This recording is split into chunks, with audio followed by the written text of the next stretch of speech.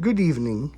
First of all, I would like to thank everyone who subscribed. If you haven't subscribed yet, please hit the bell, ring the bell, and subscribe to my channel for further future updates. And thank you for everyone who likes my videos and who likes them and marks the like. And if you like this video, please like it. Tonight I'm making another video where I take something apart, and the reason why I do these videos is because as better we understand a part on how it works and what can go wrong, as easier it is to troubleshoot, without spending a lot of time and effort doing it. And as you may have seen, is the first part we got is my old aspiration blower. And they basically have two clips here and two clips here on the side, on each side.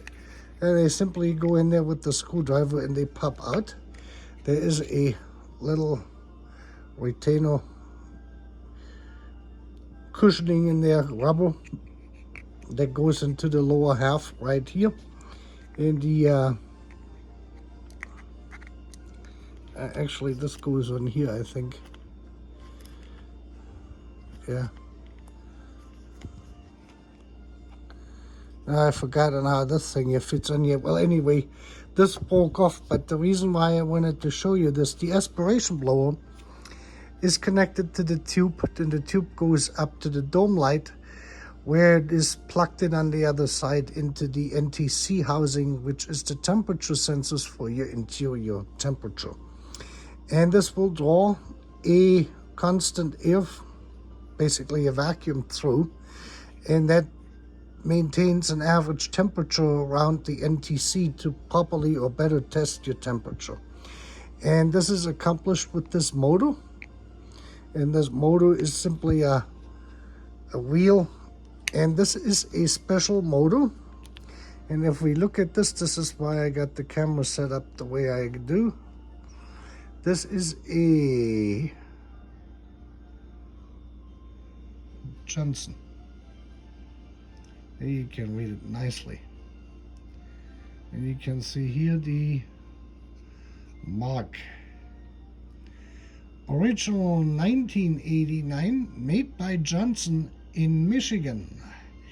And Mercedes-Benz used in his Bosch Mercedes-Benz video Hella, they used exclusively Johnson motors. Back then, they were still made in the United States. You can see this, that was before NAFTA with Mexico, and before China. This was made in the 1980s.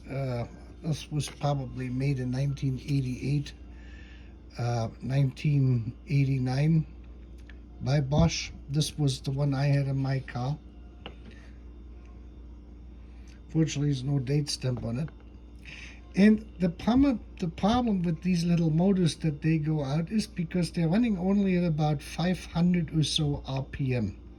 And usually these little motors, they run much faster. They may have a much higher RPM. And in order to do this, Johnson came up with a very ingenious trick. And what they did is the two carbon brushes on here, instead of being on here like this, parallel to the ankle, they angled them like this, and they actually mounted in this way, so they go basically up and the other one goes down in this direction. I of course don't have a screwdriver here, and I closed this off. I tested it, and what happens is when these motors sit for a long time, they will not start because of that angle and that pressure it creates. So this is why these motors go out basically. Let me see if I can zoom out. There we go. We can see it a little bit better. So this is, they get stuck in the position where they come to a stop at the rotation, and then they no longer start. And that's when your air conditioning system goes crazy, because you don't have the air going through this. So if you don't have any vacuum, if you cannot measure any vacuum, like I showed in my other videos with the toilet paper, if it doesn't suck it on the tube on the other end and it stays on there, then you know this motor, even though it looks absolutely pristine, is basically gone. Made in America. Yeah, they bought only the good stuff. The factory where Johnson made those in Michigan is basically all dilapidated today. There's nothing there anymore. It basically just sits in here like this. You put the fan on. You cannot get another motor because of the low RPM. If the RPM is too high, then you're gonna have a problem that the airflow is gonna be too much. And your NTC is gonna be cooled down too far. See, and then this whole thing here goes basically on here like this. Yeah, and then this thing actually sits in here, and the other half like this. And the two wires, they go in here. They go in here, and then they would be soldered on here. That's how that was exactly. So that's basically on how this thing works. So no suction here with the toilet paper. That means the motor is shut if you have 12 volts here. When you turn your ignition on, that should come on at the first or second position. You should have 12 volts on that plug here. The other one we got, which is a very common one, and that you probably know what that is the windshield wiper washer pump. And this is the original one I had in my car, which is a 1989, and that is, you can see the number here. This is a 12486902221. This is already the second generation of pumps for my car. They had two. They had one for the headlight, they had a different part number, and one for the windshield, and this is actually the windshield wiper pump. And the problem, or the most common issue is here, as you can see, is you can pop this thing open. Let me get back out. You just go underneath here with the screwdriver, and this housing comes off, and you can look in here, and this is actually your impeller. This is what rotates, and you can see we have some build up on there, and you can see it actually rotates the motor. It is keyed. I don't know if keyed is the right way, but it is not a round shaft, but it has a shaft with a, see this? I forgot what you call that. I can't remember that.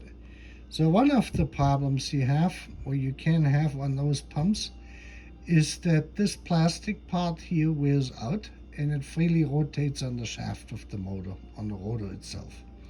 This wasn't the case here, so this is good. This usually happens is if there's dirt getting into the assembly, because this is basically sitting inside, and that rotates then, and it kind of sucks the fluid then up and through here and pushes it out on the side. And what happens is if there's dirt stuck in here, or calcium, you know, any type of residue, scale, or what have you build up on there, the scale can get that little rotor thing stuck in here, especially when the car sits for a long time. And then you turn it on, and then the pump will run.